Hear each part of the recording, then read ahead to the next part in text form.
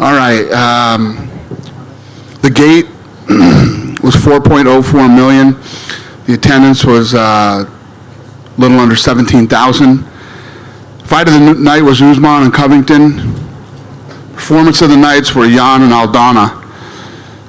There were 3 transports, Saunders, Faber, and Covington, who does have a broken jaw. And for those who care, the 50-50 raffle was $70,000. If you give a shit. Fair enough. One guy gives a shit. Yeah, right? one guy really cares, that's for sure. Well, Dana, you mentioned the Colby Covington broken jaw there. We were wondering about that. I mean, listen, I know you're not a fan of that guy or haven't necessarily gotten along with him eye to eye, but did he show the world something tonight? 100%. I mean, going into this fight yesterday, I was doing interviews and I told everybody, man, I said, listen, don't let all the bullshit and stupid talk overshadow the fact that this kid is tough, talented, and stylistically this fight is unbelievable. If you look at the stats, they line up perfectly, and the question was Covington's cardio, and you know, he has unstoppable cardio. Could USMAN keep up with that, and how would Covington deal with the power of USMAN? Only one way to find out, and now we know. Usman's had his detractors along the way as well, and I know that I was one of them. Yeah. Absolutely. How about your take on him now after a performance like tonight? Awesome. How about the chin on him too? Covington hit him with some big shots, some knees, some elbows. Yeah, I mean, both these guys were blasting each other, and to have a broken jaw in either the second or third round and almost finish the fight is pretty impressive. So, for as big as his mouth is and all the stuff that he talks, the guy can fight, and he's talented and he's tough. He came in here with a game plan tonight, not just fight, but how he would handle himself after the fight and all those kind of things, and USMAN shut it down. Masvidal has been such a big star this year, and I think if Covington had won tonight, the grudge match between the 2 former roommates, everybody was salivating at that idea. Does the idea of Masvidal-Usman excite you as much? It's massive. So think about this. How many times have we sat in this room, we did the lead up to the big grudge match, these 2 guys hate each other and they're going into a fight, and then I'm sitting in here going, well, that fight sucked. You know what I mean? How many grudge matches have actually been incredible fights? I say none. Maybe there's one that I'm forgetting about, but they all pretty much suck. This grudge match was awesome. 2 guys that are at the top of the game in their prime, and the fight was the fight of the night on an incredible card. Yeah, the Masvidal fight versus USMAN now is a big deal. He fought Diaz for the BMF, and now to fight for the actual title against a guy who is tough as nails. It's fun. I want to get your take on Volkanovski as well, man. The Australian market continues to grow, and they've got great fighters down there. What did you think of his performance and now him as a new champion? Yeah, he looked good, and that market is massive for us. So maybe we do that rematch in Australia. I don't know, just off the top of my head. You touched on it right there, though. I mean, the idea of a rematch, for as long as Holloway was a champion, as close as the fight was, you think it makes sense? 100%.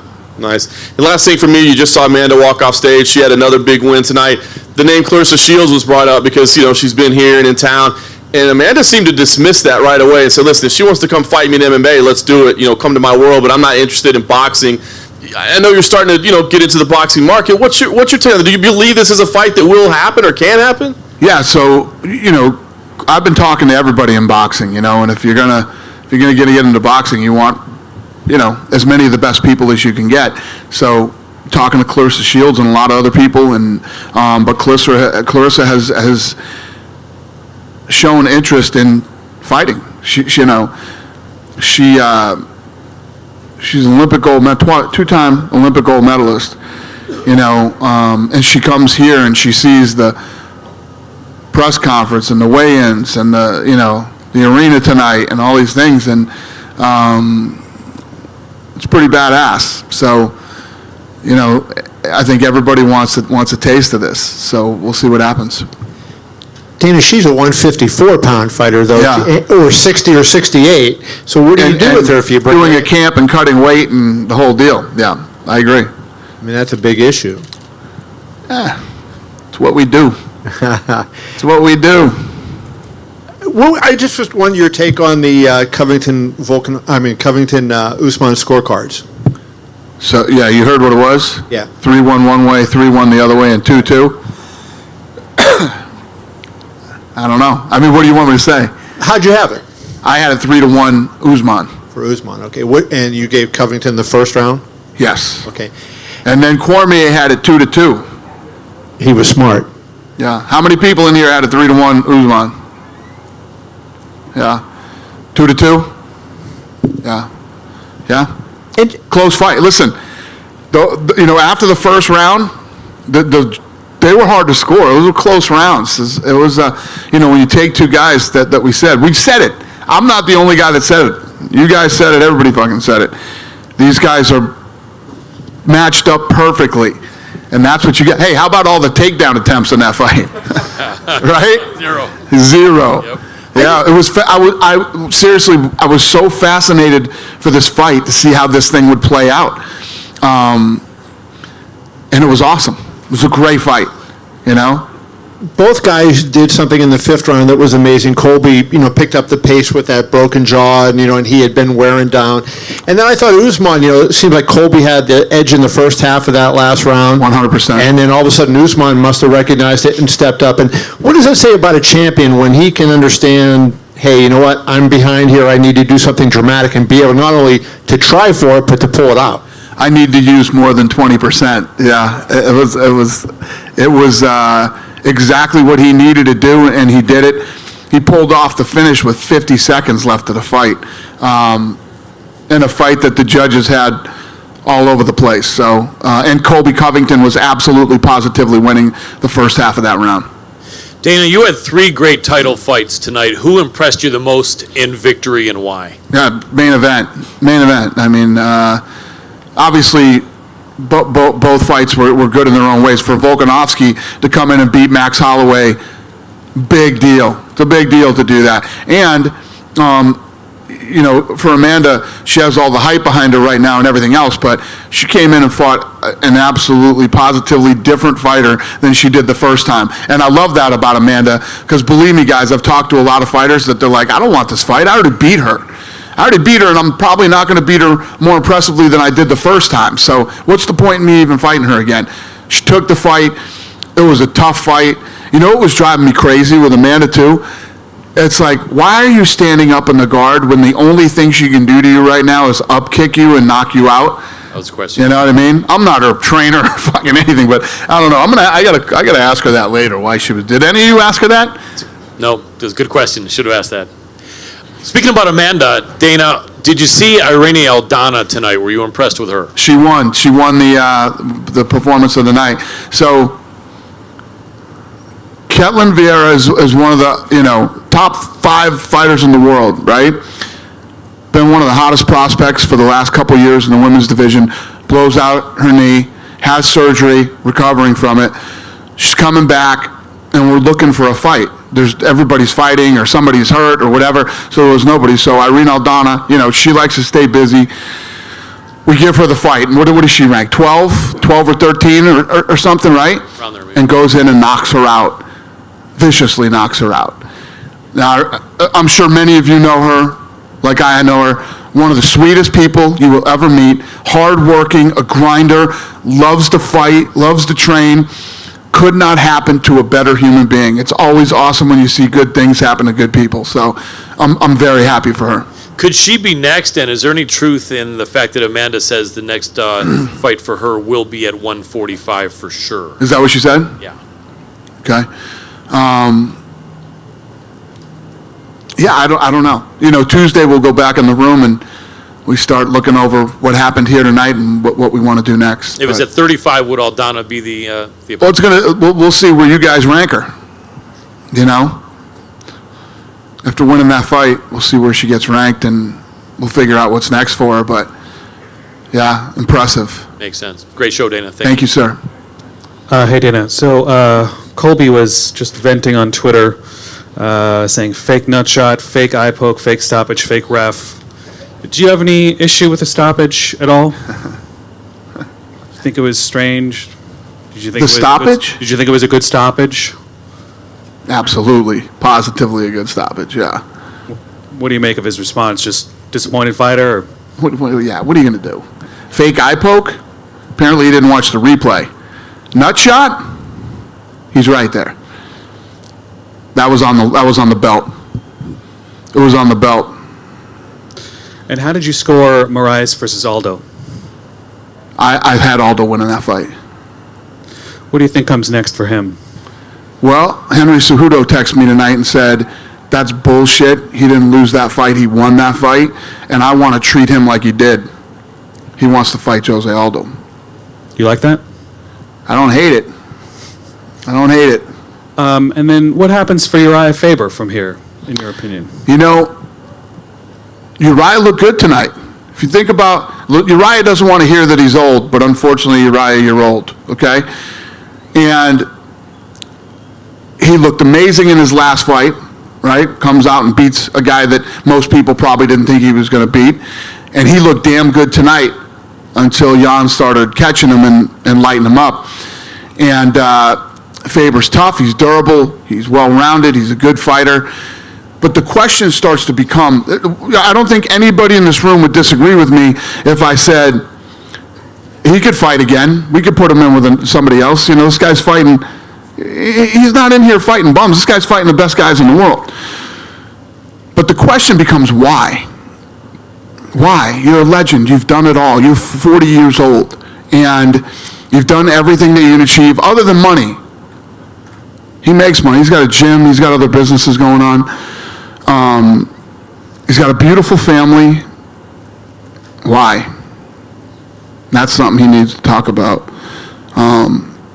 with his wife and other people that care about him. Hey, Dana, did the doctors confirm that Colby's jaw was broken before he went to the hospital? Yeah, his jaw's broken. Okay.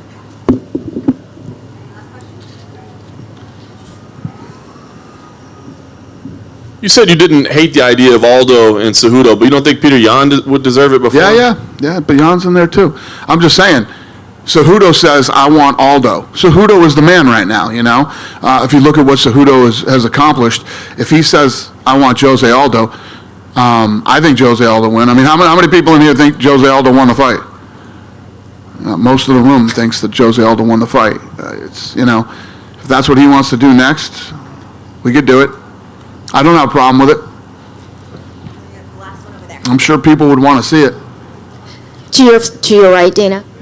Hi. Hi there. It's the final fight card of the decade for the promotion. When you get in the room and on Tuesday, what are you looking forward to the most for 2020 and beyond? We're coming off the best year the company's ever had. 19 was our best year. We broke pretty much every record we had. And I love the lineup that we have going into 2020. We have some fun fights. And if things play out certain ways, you know, we're going to end up having 5 or 6 massive fights. I mean, what are we doing, 12 pay-per-views?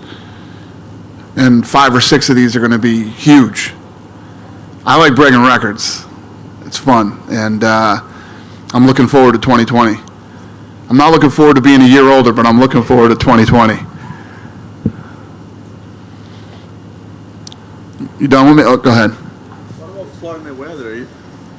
What about Floyd Mayweather? He's going to fight a UFC fighter 2020. What was the question? What about Floyd? Floyd Mayweather? Yeah, so Floyd and I did a deal at the Clippers game, Clippers Celtics in LA, and I think that he and I will probably, you know, we both think that we add value to what each other does, and we could do something together. You know, both of us together is more powerful than both of us not together. So I'll probably start talking to Heyman this summer.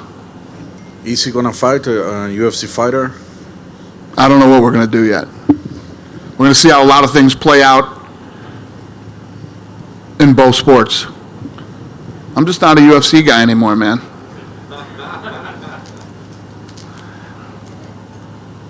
You got 2 Contender Series guys that made a debut tonight. Let's talk about that. Luna and Chase Hooper. Yeah. Yeah, they look good, man, both guys. He said we had 2 Contender Series guys tonight make their debuts. They look good. Yeah, I don't even know what to say other than yeah. They look great. It just validates, what you're doing there by cultivating new talent. All you have to do is show up to one of these things live and watch it, and it completely validates what we're doing there. It's awesome. If you've never been to one of those live, you guys need to come out and do it. I know it's expensive probably to travel from other places and come do it, but I'm telling you, it's so worth it. You ask any of the media people that have been there, and it's unbelievable. And the level of talent that we're pulling out of there is incredible. The kid Hooper, Sean, we've been grooming this kid for a while. Sean was worried about putting him in. He's only 20 years old. I mean, kids, going to the M&M factory to make some fucking, what do they call them? You make your own M&Ms, right? That's how young that kid is. So we were worried about putting him in too soon, and he looked good tonight. He fought a real guy, tough guy, an animal, and he pulled it off. So it's going to be interesting to see what he can do. And then Puna's a savage. Yeah, we talked about him, didn't we? Didn't I talk about Jeff Neal with somebody? Yeah. To go in and do what he did to him, the way that he did, and he looked big tonight too. Was it me or did he look huge? Yeah, he looked huge tonight. Yeah, nasty performance. I'm going to send him some money too, now that you make me think of that. Yeah, I got to put that down. I'm going to, yeah. I'm going to send, thanks for helping that kid out. I'm going to send him some money. Yeah. You guys good? Happy holidays, everybody. Thank you very much.